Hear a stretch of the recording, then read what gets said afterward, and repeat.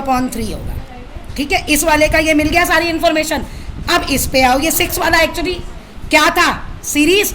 Series में क्या same रहता है, करंट।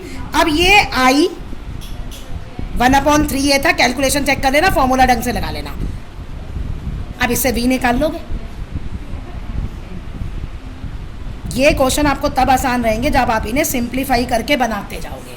पहला डायग्राम ये है, दूसरा है हमने इसको किया था ये वाला जिसमें ये सीरीज है, तीसरा ये वाला। क्योंकि जब ये आपको सब कंपोनेंट में निकालना होगा तो आपको बैक में जाना पड़ेगा।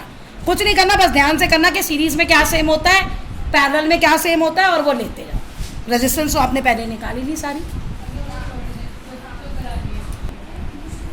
देखिए ये सीरीज में, ये दोनों पैरेलल हैं।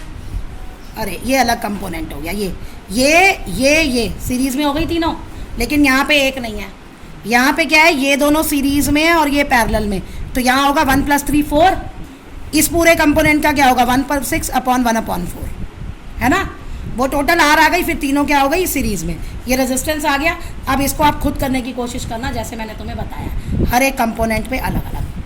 अब देखो आपके पास एक वायर है, 20 ओम है उसकी टोटल। उस वायर को आपने सर्कल में बेंड कर लिया।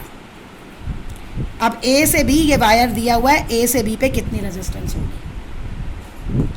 देखिए जब आपने सर्कल पे वो कर दिया तो ये वायर देखी जाए तो आधी आधी 2 पार्ट में डिवाइड हो गई ना, आधी आधी 2 पार्ट में डिवाइड हो गई।